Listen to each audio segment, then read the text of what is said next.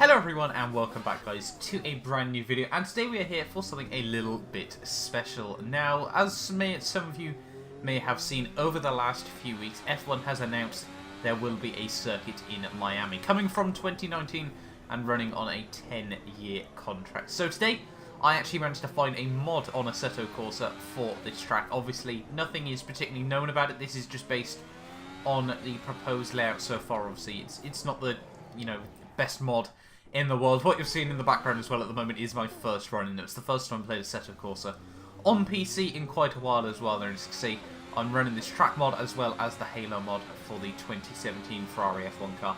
I disabled my steering wheel at some point and haven't re-enabled it there, so sorry if you wanted to see that as well. But yeah, this is the Miami F1 2019 even layout here, and it's quite an interesting circuit. If you've seen any sort of track map of it so far, you obviously you'll have your own opinions on it. Personally, on the whole, I'm more on the side of Lewis Hamilton of it doesn't look particularly good. Ignore what's going on in the background. I thought I was going the wrong way, but turns out I wasn't. I thought after I exited the pit lane, genuinely from every picture I've seen of this track, I imagined it went the other way around, so I thought, yeah, I was going the wrong way around this circuit. But yeah, apart from that, I was slowly but surely getting used to this circuit. I do actually do a couple of, fairly quick hot laps, still a lot of time to find on the I was slowly getting up there. Make a huge mistake through here. I don't realise how tight that next corner is, and well, that's the front wing completely gone.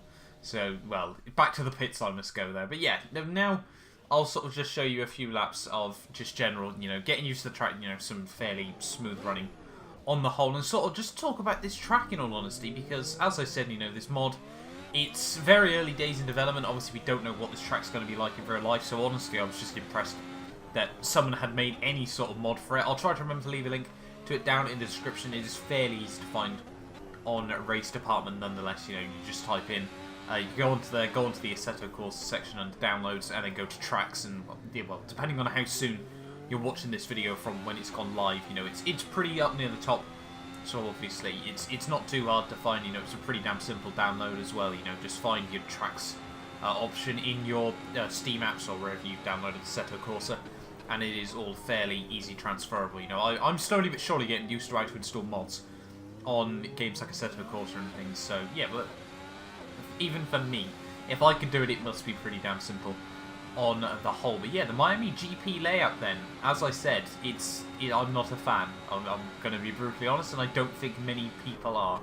Now, whether that means that it's going to end up being something like Baku, where, everyone hates it, it has a couple of good races, and then everyone loves it, we'll have to wait and see. This part of the track, I think, is probably the most interesting on the whole. You've got that wall there that'll probably kill someone at some point. They'll just run ever so slightly wide, dink the wall with the outside tyre, and with it being a 90-degree angle, that'll be the wheel entirely gone. But yeah, we'll wait and see as to what does happen with that. But yeah, as I said, it could end up being like Baku. The first race is an absolute procession, and then after that, we have a couple of mad races. Everyone seems to love it, and then yeah, it's in the hearts and minds of every Formula 1 fan, absolutely everywhere.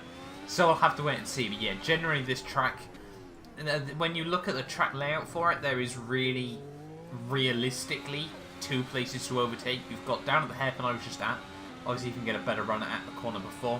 And then obviously down at the hairpin on the other side of the bridge as well. Apart from that, really, the last few corners are pretty much all long and flowing. With, the occasional 90-degree corner there. This track is...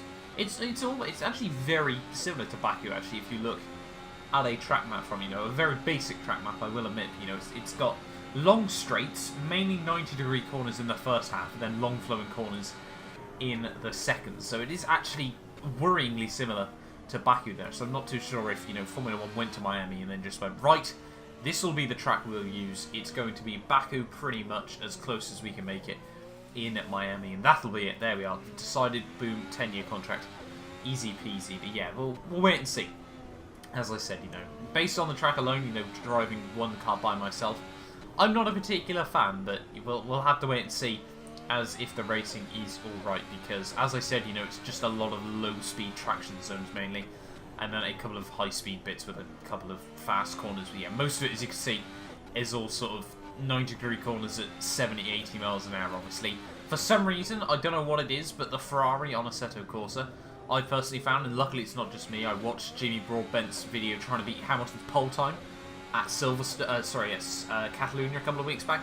It's not just me that's just ridiculously slower than the AI, fortunately. I thought it was just me, so there might be a little bit of an issue with, you know, the way this car works as well. It might be a bit slower than it is in real life there as well. So probably lap times will be sub 1 minute 20s if this does end up being the full layout, and obviously depending on how realistic this track is to the real life layout as well. But yeah, I'm going to leave you on board then with a hot lap around the circuit, you know, just let you enjoy this track for one lap, you know, just without me talking over it as well. So yeah, hopefully, well, once we get back around to the start line, you know, we'll start this lap. But yeah, overall, this track, you've sort of got to be quick but careful, which is pretty much the same as every street circuit ever. You know, there's a couple of corners, as you can see there, where the back end can really just let go on the exit. But yeah, as I said, I'm going to leave you on board with a lap.